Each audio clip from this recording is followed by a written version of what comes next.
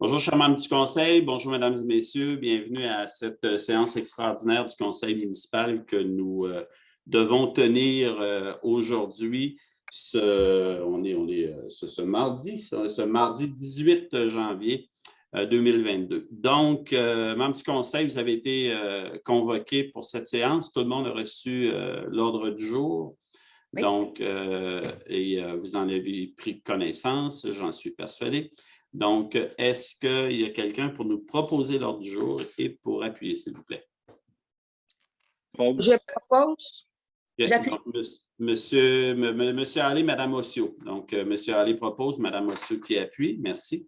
Alors, l'objet de cette séance extraordinaire est, au point 3, de mandater la firme d'avocats Fasken Martineau Dumoulin dans le dossier de la Cour supérieure, le numéro 2017-026-733-170, de lever la suspension de cette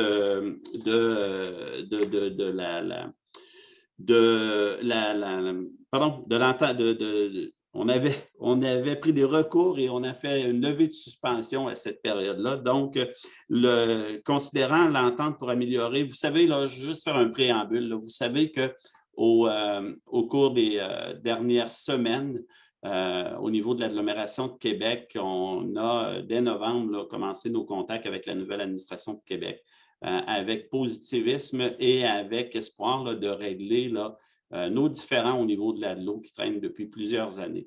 Malheureusement, à la fin décembre, là, unilatéralement là, et à la hâte, la Ville de Québec a fait adopter de façon unilatérale, et je le dis de façon unilatérale parce que à l'agglomération de Québec, les votes, lorsque l'on vote, presque 95% du pouvoir de votation appartient à la Ville de Québec. Donc, si la Ville de Québec nous soumet des règlements et n'a pas une volonté de vouloir négocier, travailler pour arriver à une entente entre les trois villes, bien, c'est clair qu'ils peuvent très rapidement là, clore la discussion et adopter des règlements. Et comme je l'ai déjà mentionné dans une séance précédente, bien, ces règlements-là portent préjudice à la Ville de L'ancienne-Lorette. Donc, on doit absolument réagir dans les délais prescrits là, par la loi pour défendre les intérêts, continuer de défendre les intérêts des Lorettains là, au niveau de l'agglomération de Québec. Donc, le pourquoi des deux points à l'ordre du jour aujourd'hui, qui est le point 3 et le point 4.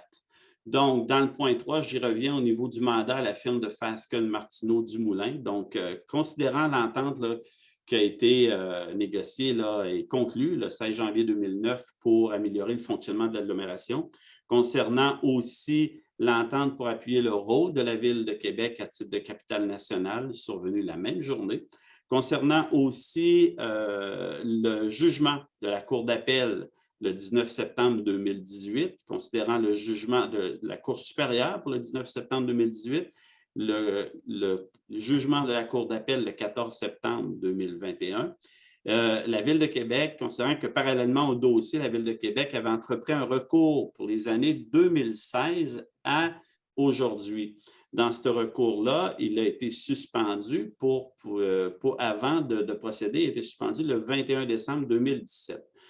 Donc, dernièrement, concernant les deux règlements dont je vous ai fait part tout à l'heure, qui est le règlement RAVQ 1435 et le RAVQ 1454, nous sommes dans l'obligation de réactiver, donc d'arrêter la suspension de notre procédure que nous avions prise et d'y inclure là, les règlements en question.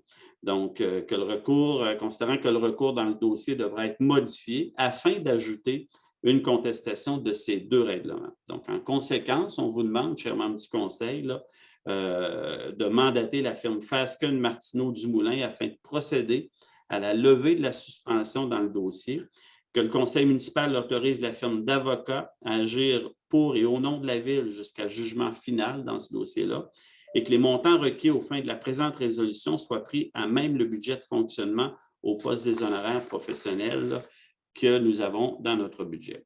Que le Conseil municipal autorise la trésorière ou en son incapacité ou absence, l'assistante trésorière à effectuer tous les paiements aux fins de la présente résolution. Donc, si vous êtes d'accord, moi, j'en ferai une proposition unanime du Conseil, si vous êtes d'accord, unanimement proposée et résolue. Donc, est-ce que vous avez des questions à ce point-là? Mais vous avez eu le règlement un peu plus tôt, là, hier, je crois, dans la journée. Là. Donc, ça va. Donc, unanimement proposé, unanimement résolu. Merci. Tout à fait. Oui. On va y aller maintenant avec le point 4.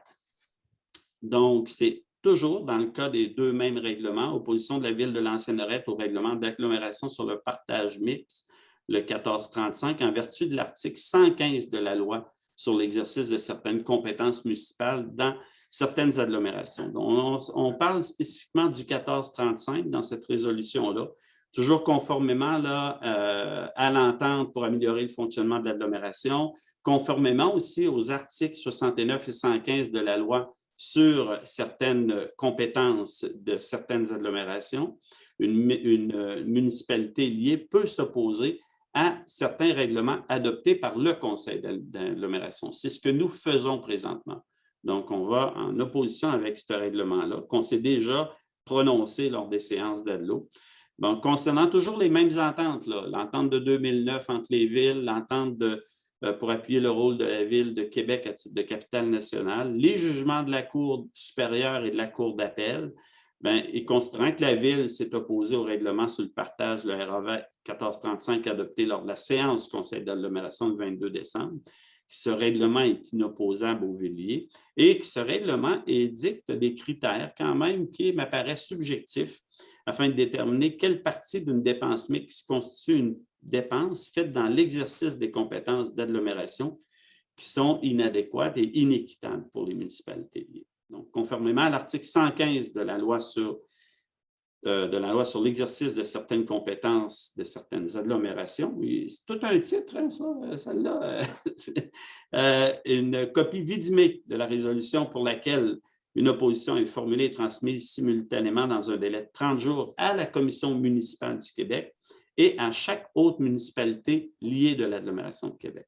Donc, en conséquence, là, considérant le préambule de la présente résolution qui fait partie intégrante, s'il était ici au long reproduit, de s'opposer formellement à l'adoption du règlement de l'agglomération sur le partage des dépenses mixtes en application des articles 69 et 115 de la loi.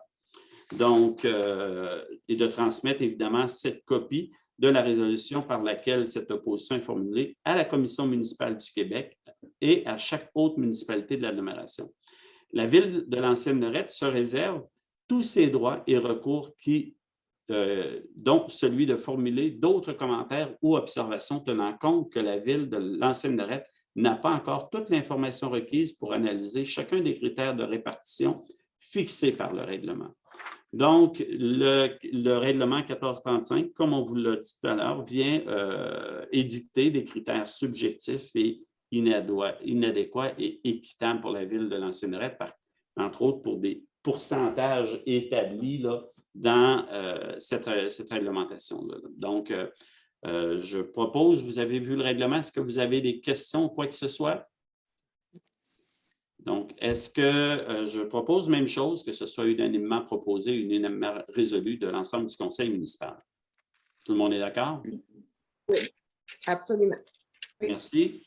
Alors, on y va maintenant avec la période de questions. Maître, est-ce que nous avons reçu des questions à l'égard de ces deux points-là? Je vous rappelle que nous sommes en séance extraordinaire du conseil municipal, donc on se doit d'avoir des questions spécifiques au point numéré à l'ordre du jour.